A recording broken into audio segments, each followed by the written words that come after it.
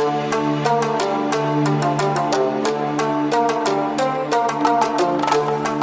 guys, it's November the 20th, 2025, and I hope everybody's been having a wonderful day so far today. Another beautiful day here in South Carolina. It's a little bit cooler than it was yesterday, but it feels really, really nice out here today. Got a pretty important video that I'm going to be doing. I don't remember the last time I did one of these videos. I think I did one maybe a couple months ago, but I think this is one of those videos just really important to do, not only just for people that are wondering about themselves, but, you know, there's a lot of people out there who have, you know, a friend or a family member or something like that, you know, that they're concerned about, and they're beginning to wonder, does this person have a problem? Are they an alcoholic? Do they have AUD? Or, you know, are they addicted to a substance, perhaps? Or, you know, this could probably apply to other things such as like gambling or shopping to a certain degree as well. I mean, I don't think every single one of these would apply to that, but, you know, some of the aspects of this are going to apply across the board because, you know, certain things like hiding, you know, hiding the fact that you're gambling, hiding the fact, you know, that you're shopping. You know, it could be, you know, taking the credit card bills when you get them in the mail and grabbing them before anybody else can see them, ripping them up, throwing them in the trash, or maybe burning them or something like that. I mean, like I said, some of this stuff could apply across the board. Not all of it, but some of it will. But like I said, I want to talk about 21 signs that either you or, you know, somebody close to you is an alcoholic or has AUD or maybe has a problem with substances. So like I said, let's go ahead and dive into this video for today. There's 21 things here, and I have a feeling it's going to take a little bit because I'm going to not only just name off, you know, what it is, but I'm going to talk about it a little bit and just give a little bit deeper of an explanation into what I think that means. I mean, I wrote all these down. I just basically just sat down and just started writing stuff out, you know, just stuff off the top of my head of, you know, things that I think, you know, would show that somebody is either an alcoholic or has AUD. So, like I said, let's go ahead and dive in. And the very first thing that I have on my list for today is that you can't have just one. And this is one of those things I've been talking about, you know, over and over here recently because, you know, we get this idea in our head after we get a certain amount of sobriety, and it could be any amount of sobriety. It could be 12 hours, it could be 12 days, it could be 12 months. I mean, it doesn't matter. But we get to a place where we start to feel comfortable, and we begin to ask ourselves, could I handle one? You know, can I have a couple of drinks and call it a night and, you know, control my drinking now? And it just never works out. You know, you go to have that one beer on a Friday night like you always thought that you could be able to do. And like I said, maybe you get through it on the first night, but night two, you know, you drink a six-pack and maybe a little bit of liquor. And night three, you know, you're right back in the liquor or whatever it is that you prefer to drink. You know, it's just the fact that you can't have just one. It just doesn't. It never works out for us. So that's my number one right there. You're lying about your consumption is number two, or the individual is lying about their consumption. And what I mean by that is, you know, one, they're lying about the fact that, you know, they're either drinking or using or whatever it is, you know, saying, I haven't drank anything today. And you can clearly smell the alcohol in their breath.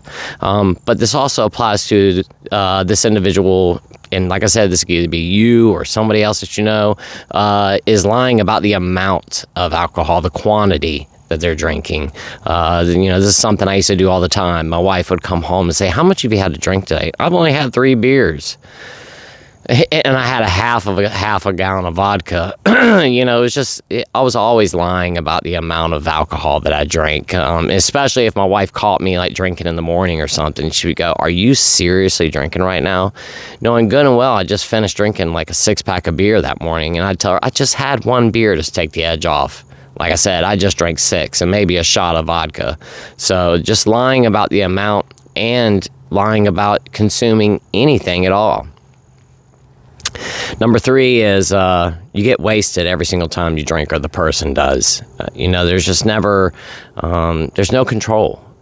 Every single time they drink, they just get smashed. There's never, you know, just a couple of drinks. You go out to the bar and have 2 drinks with your friends and then go home. It's just like I was talking about the other day, that horrible decision that we make. And, it's you go out to have a couple beers with your buddies after work one night, and next thing you know, you find yourself standing outside of your house at 7:30 in the morning, and you can't find the key to get in, and your spouse is in there, really upset because you didn't come home, and you're afraid to knock on the door because you don't, you're about to get chewed out. So, just getting wasted every single time that you use. The next one here, number 4, is just every day. You're drinking or using every single day. Maybe you take a break here and there, but for the most part, it's an everyday occurrence. It used to be something that maybe you or this person was just drinking on the weekends, or maybe once or twice a week or something.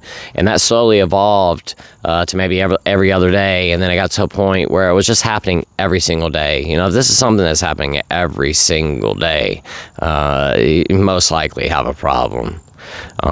You always have an excuse. That's number 5. Or they always have an excuse. Excuse for whatever it is. I've just had a horrible day today. Whatever it is. I had to go to the doctor and they told me that I have something wrong, so I had to drink today. Or I had a great day at work. I got a raise and my boss gave me a bonus check. Or maybe you got the payment on your insurance claim and it was a little bit more than you expected, and you want to celebrate. Or maybe you just bought a house or bought a brand new car. I've talked about this many times on here.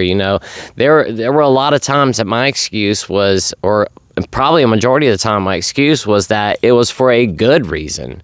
We've had a great day today. Why wouldn't we drink? It's Friday night. Why not drink? It's the weekend. I'm never off on weekends. Let's drink. It's just always an excuse and a reason to get intoxicated. And that's number 5. Number 6, drinking alone or using alone. Either yourself or this individual, it's just at the house, all by themselves, drinking or using, and they like it. I know for myself, I used to love getting drunk by myself. I didn't have anybody bothering me. I didn't have to have any conversation, talk about things I didn't want to talk about. It was just myself, the alcohol, and my cellular phone, and that was it. I would just sit there and play around on YouTube or listen to a podcast, and I was content all day long by myself, drinking alone. I really enjoyed drinking by myself, especially towards the end of my drinking. It was just, I didn't have to listen to anybody, especially, when you're drinking massive amounts of alcohol like I was, you prefer to drink by yourself, or at least I did, because I did not want to hear anybody's mouth. I didn't want to hear anybody go, are you seriously going to drink that much today? Like, how are you even standing up? I used to hear stuff like that, and I got so tired of hearing it all the time. Especially my friends trying to talk to me and, saying, hey, man, like, you really have a problem. You're drinking entirely too much. I would say, all right, well, that's it. I think I'm going to go ahead and call it a night. I'm getting tired. I just didn't want to listen to it. So, once again, drinking alone, number 6. Number 7, you're hiding booze, or they are hiding booze. Have you ever came across a bottle that's been hidden by one of your loved ones, and you weren't even looking for it? Maybe you were looking up on top of the refrigerator for, whatever it is, some Ziploc bags or something that you thought that you stuck up there, and you go up there to look for them, and next thing you know, you find a bottle of vodka stashed all the way in the back on top of the refrigerator. Or, maybe you were digging around underneath of the bed looking for a pair of shoes, or you were digging around your closet, or maybe your toilet messed up. And, this is one of the places I used to hide booze. Maybe the toilet messed up and you got to lift the back of the toilet lid off, and surprise, surprise, sitting in there is a bottle of liquor that was stashed. Hiding stuff is a really big indicator. People that don't have problems don't hide alcohol, or they don't hide substances. You just don't. That's what people do when they have a problem, because they don't want people, number one, they don't want somebody to find it. They don't want people to pour it out. And they're embarrassed, or either they feel ashamed about the amount of alcohol they're drinking, so they're hiding it. I would say probably for the most part, though, when people hide alcohol, at least for myself, was that I didn't want my wife to find out. because I didn't want to explain it to her. I didn't want to have that conversation. I was tired of talking about it. And then every single time she found out or found it, she went straight to the sink and would pour my alcohol out. It was just a waste of money in my eyes. And I didn't want, and I had to go back to the store and buy more alcohol. So I hid my alcohol every day. And there were so many times too, not to get off subject, but there were so many times that, I got really, really drunk the night before and stashed my alcohol, and then woke up the next morning needing to have that hair of the dog in. Guess what? I have no idea where I stuck that bottle the night before. It is nowhere to be found. I can't tell you guys how many mornings I spent ripping my house apart, just throwing stuff everywhere, because I'm like, I cannot find my alcohol, and I needed it. I'm sitting there with the shakes. I feel like crap. My head's hurting. I just wanted the hair of the dog just to take that edge off, because I was going through withdrawal. I can't tell you how many times I did that. Number 8 on the list is blacking out. This is a big one right here, and often too. If you have become accustomed to blacking out, you're used to it. You wake up in the morning and it's not surprising that you can't remember anything from the night before, and it's just become a part of your life, and blacking out is just as normal as waking up and brushing your teeth in the morning, or just as normal as getting up in the middle of the night and going pee in the bathroom. It's a normal part of life for you. And it's not a good thing. Every time that we black out like that, we are just destroying brain cells when we do that. And we're basically cutting off the oxygen to our brain.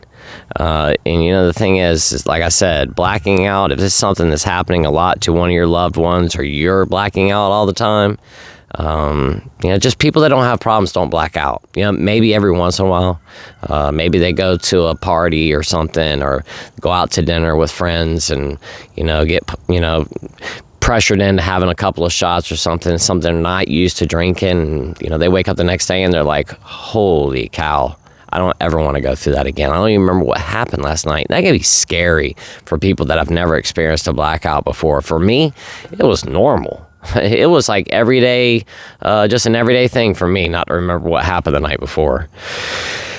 Number 9, your digestion is a mess. And I think this happens for the majority of everybody that drinks.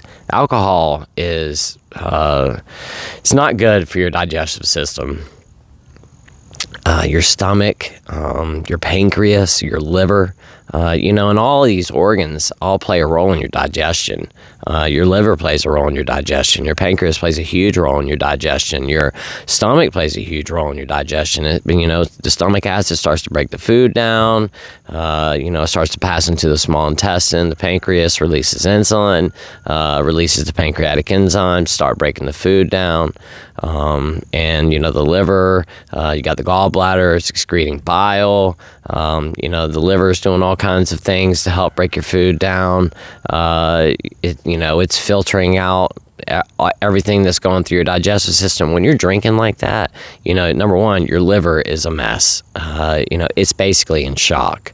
Your pancreas is in the same place. It's in shock.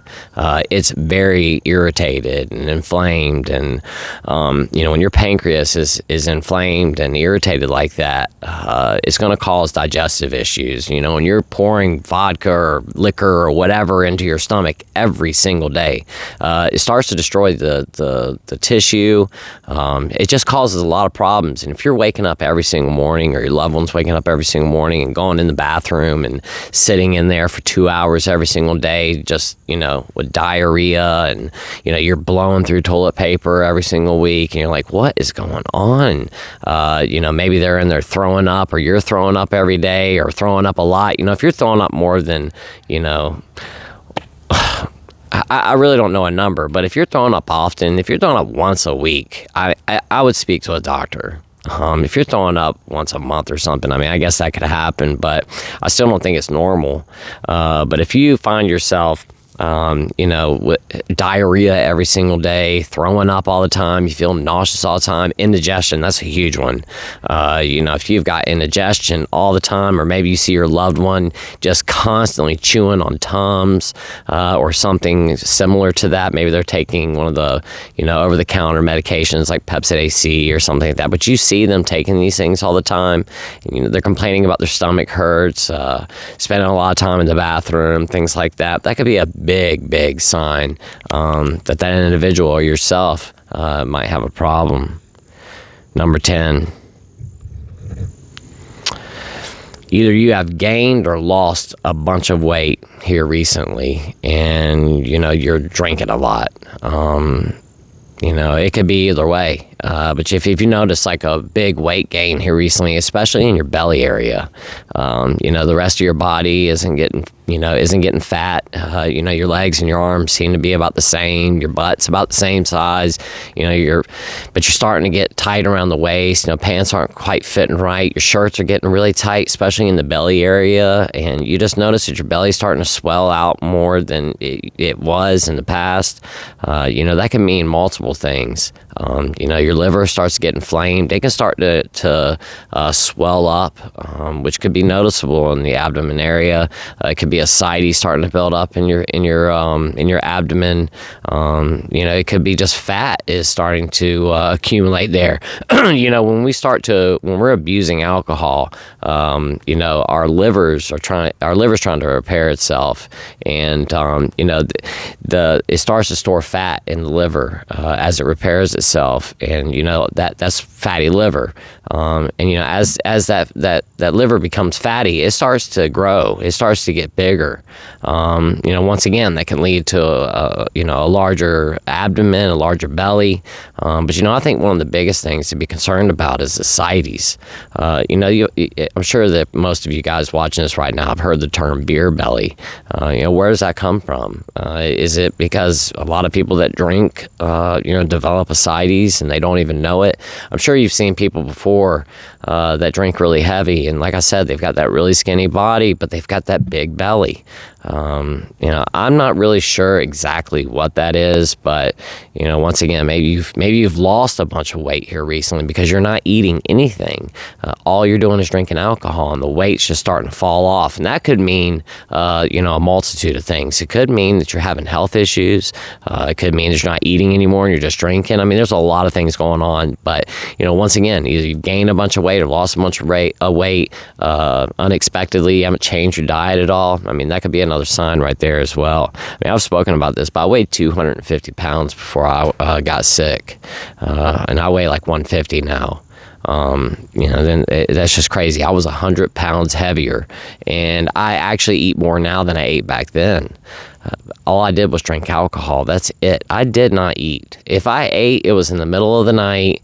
I pulled a bunch of stuff out of the fridge and just, threw a couple of bites of food in my stomach when I was blacked out, and cold food at that too. But I never sat down and had a meal unless there was something really important going on, and I didn't eat much because I wanted to have that empty stomach, which could be another big sign that somebody has a problem with alcohol too, is that they're not eating anymore. And I need to add that in here. We'll call that one number 11, not eating. Because I think that's a huge one. So this might be 22 signs of, alcoholism or AUD. Because, like I said, not eating is a big one. I just talked about this the other day. We try our very best to have an empty stomach so that the alcohol hits harder, faster, and stronger. We don't like to waste our alcohol. I mean, that's just the way it goes. And when you've got an empty belly and you start drinking, I mean, you're going to start feeling the effects pretty quick. If you just ate a big hamburger and french fries and you sit down and try to you could drink straight bourbon, and you're not going to feel it. If you do, it's going to be quite a while. It's got to work its way through all that food. So for the most part, a lot of us, when we're in active addiction, we don't eat at all, which could lead to the weight loss too. But once again, I think that's a big one right there. So I'm gonna add that in. Number 11, not eating at all. If you notice that yourself isn't eating anything, or maybe one of your loved ones isn't eating, and they're losing a bunch of weight, or they've gained a bunch of weight, and you notice that their diet hasn't changed, or they're actually eating less and they're gaining weight. Okay, what's going on there? Number 12, your relationships are suffering. And you could see this from the outside too. If you got a loved one that you are concerned about and you think they might have a problem, just have you noticed that their relationships are starting to fall apart? Maybe they are in the middle of a separation or a divorce from their spouse, or maybe they're separated from their boyfriend or their girlfriend at the moment. Maybe this person had a bunch of friends, and now you've noticed that their friend group's changed. They're hanging around with a bunch of shady characters, and it's only a couple of people, or, maybe they're not hanging around with anybody. They're just sitting at their house alone all the time. This could be a big one, just noticing relationship changes, and especially for yourself. You're not talking to your family much anymore, because every time that you speak to them, they give you a hard time about the amount that you're consuming, or your usage with a substance or something like that. Or maybe your friends are doing the same thing. So you're not talking to anybody. You're just basically drinking by yourself.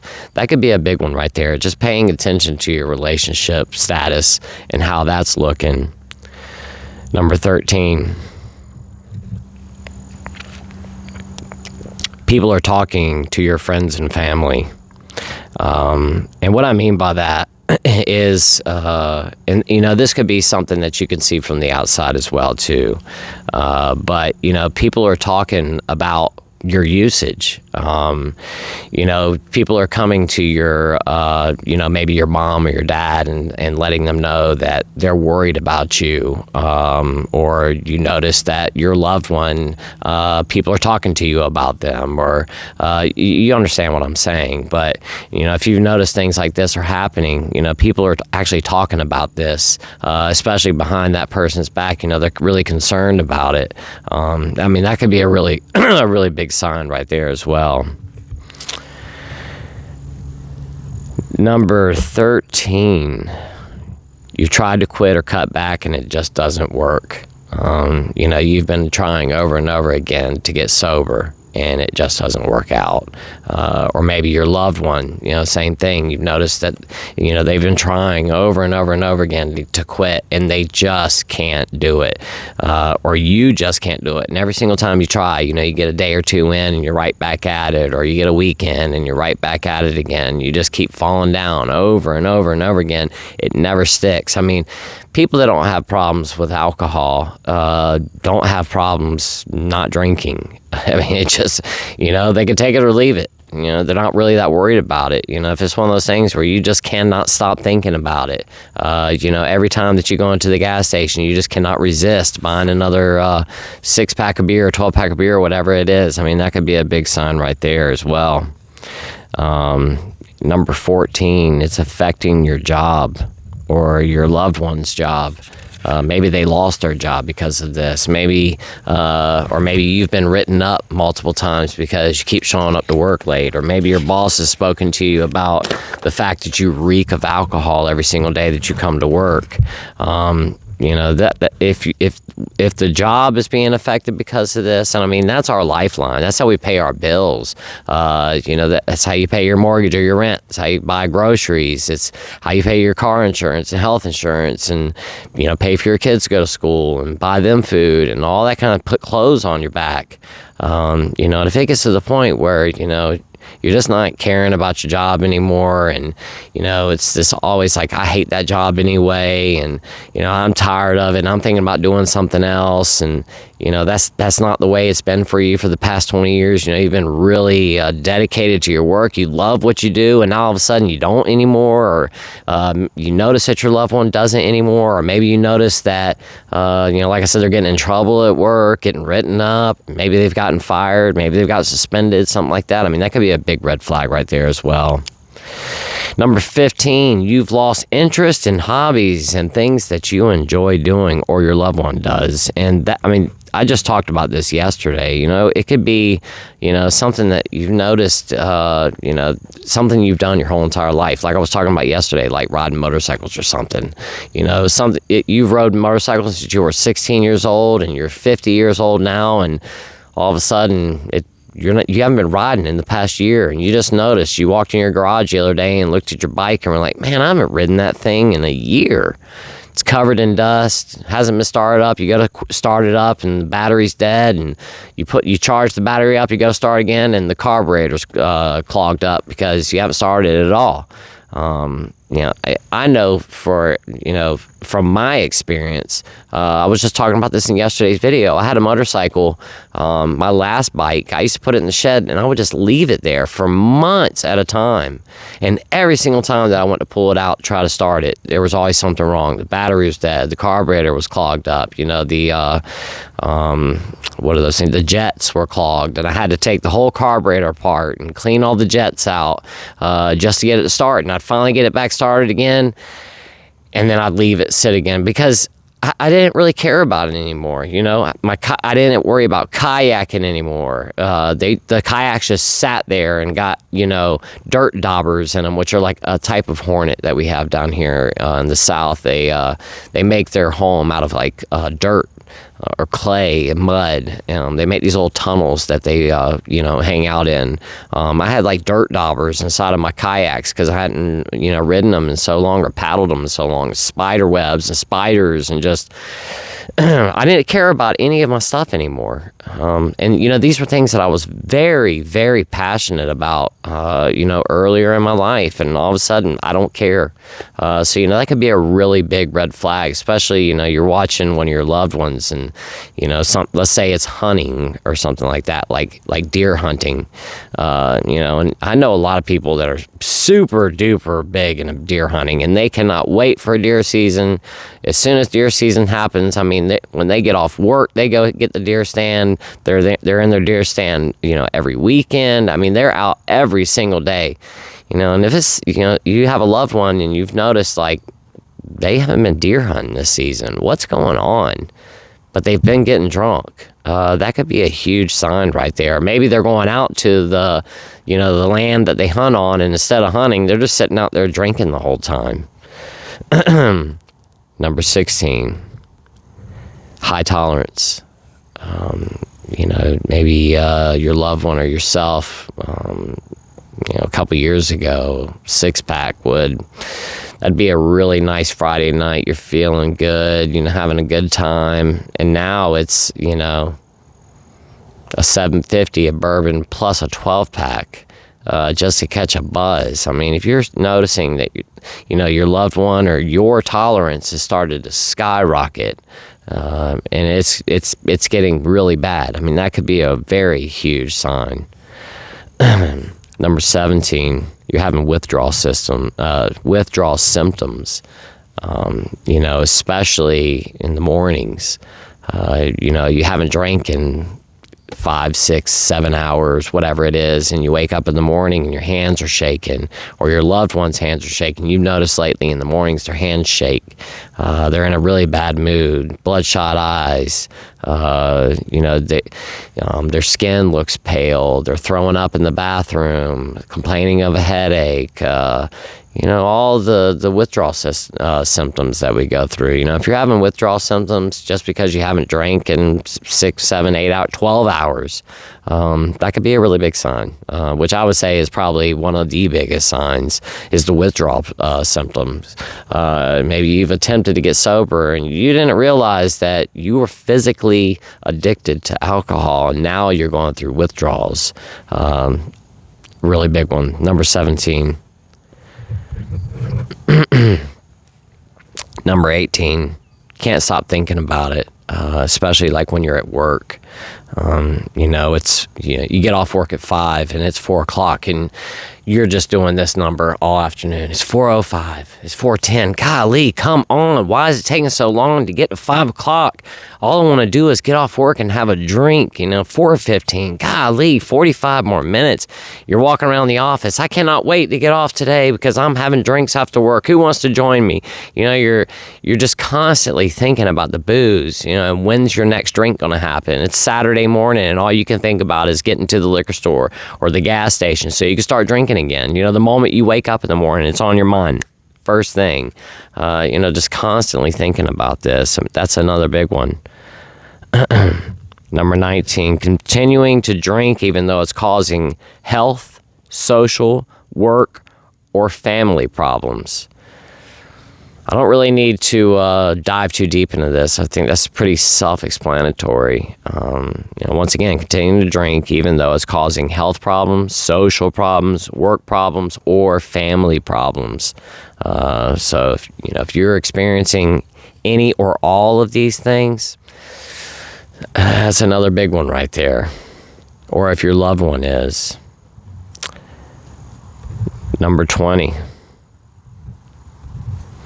Dangerous activity when drinking, such as driving while drunk, unprotected sex, or having sex with, dangerous sexual activity, doing dangerous stunts and things like that, like jumping off of a bridge or, driving your car, super fast on the road without a seatbelt on, or, riding a motorcycle without a helmet while you're drunk. I mean, just anything, just doing dangerous things while you're intoxicated, operating big machinery when you're drunk and good and well you're not supposed to be doing that.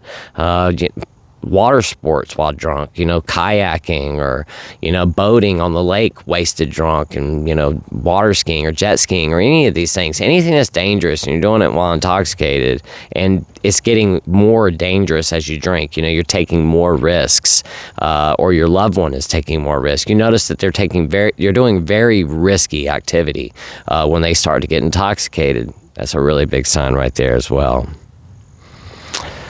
And then number 20, actually it was only 21. And that was after I added that other one. So number 21, I'm glad I remembered that other one.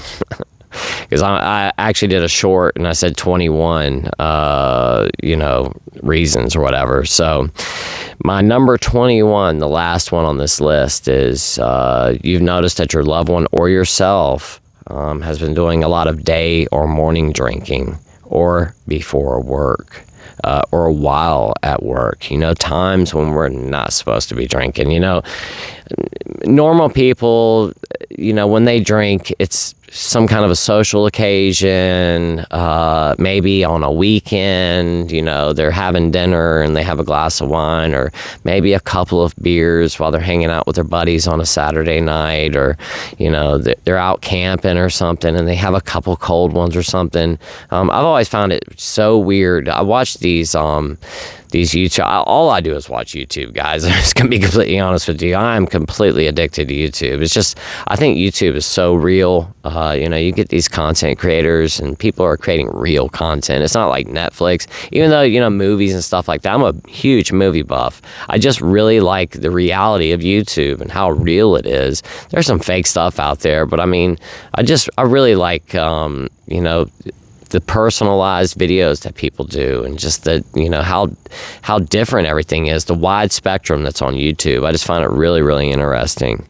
What was my point to that? Gosh, I can't remember what I was going to say. I remember what I was going to say. I had to stop the video so I could remember. But I watch these YouTubers. There's some backpacking or camping YouTubers that are out there that I enjoy watching. And a couple of them, sometimes they'll be out hiking on the trail. They get to their camp. They'll hike 20 miles or something up into the Sierra Mountains or something like that. And they get up there and they make their camp. And they get all set up and they eat their dinner and all that stuff. And the next thing you know, they pull one beer out of their pack. And they're like, I brought myself a surprise out here for myself, a treat. And they've got one beer.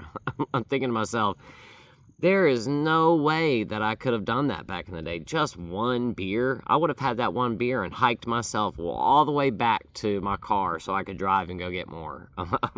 You know, hiking all the way up into the mountains with one beer. It just blows my mind. You know, I would have at least had to take in, you know, a liter or something out there with me of vodka.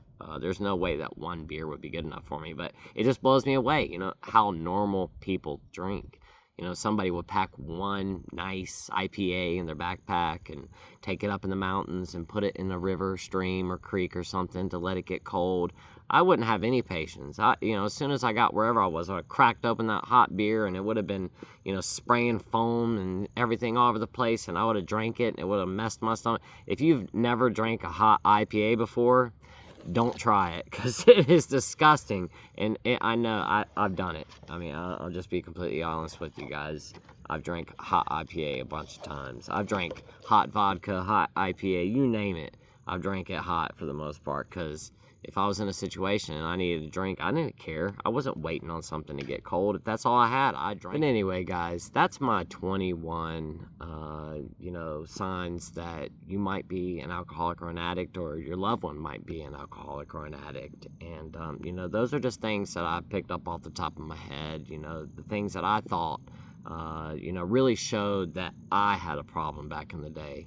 And I hope that today's video helped, either for yourself or, like I said, maybe for a loved one you're concerned about, you're wondering. I hope that today's video was able to provide you information to make you say maybe they don't have a problem. But if today's video did maybe lead you in the direction to believe that either yourself or a loved one does have a problem, you know, don't just go based on this video from today. You know, if that's what you believe, especially for yourself, you know, go speak with the doctor. And I know I say this all the time, but quitting alcohol abruptly is dangerous. And I just want to make sure that people are doing this safe.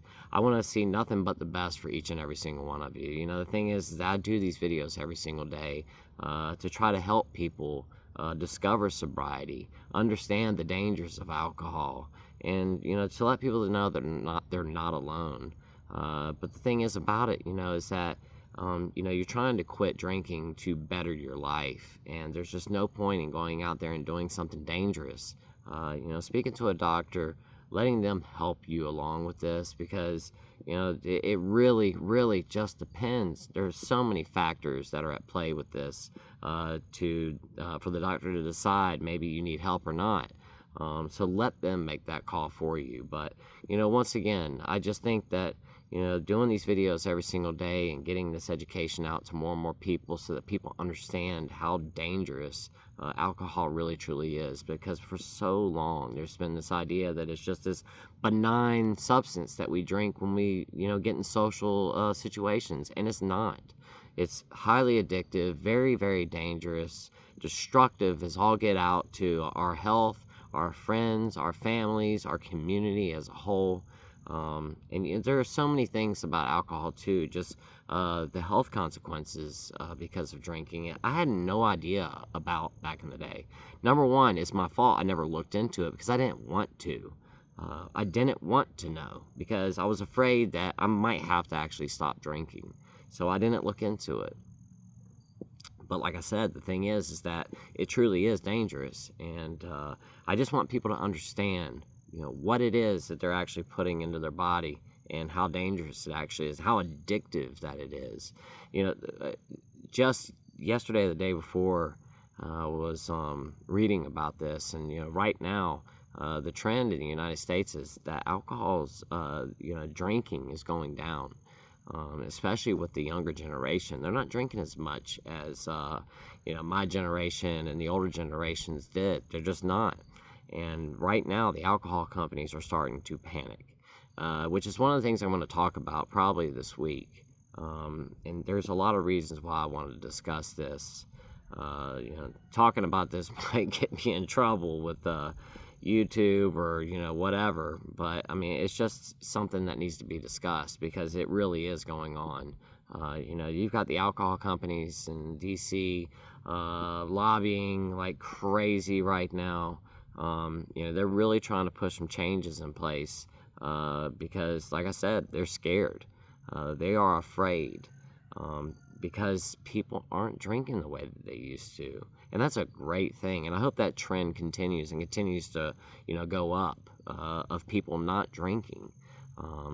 That's my hope. Because I'm going to be completely honest with you guys, that, dealing with the health consequences from drinking too much is absolutely horrible. I had no idea that the things that it caused, like the ascites. Ascites is by far the worst part about all of this. And I just don't want to see anybody else have to go through that. I know that's an impossible thing. People are going to end up with it. And people that, don't even drink can end up with ascites, because not all liver disease is caused because of consumption of alcohol or a substance. Genetics, all kinds of things can cause liver problems. But anyway, guys, I'm not going to keep carrying on and on and on about this today. I hope that this video helped you in some sort of way for yourself or maybe for a loved one. Once again, if you do believe that yourself or a loved one has a problem, speak with a doctor, or have them speak with a doctor, or, try to suggest it, and tell them, how dangerous this is, quitting by yourself. But anyway, like I said, I hope this video helped today. Thank you so much for being here. I really do appreciate it. And I think that's it. Until tomorrow, I will see you guys then. Thank you so much for being here. I love you guys so much. Y'all have a wonderful day.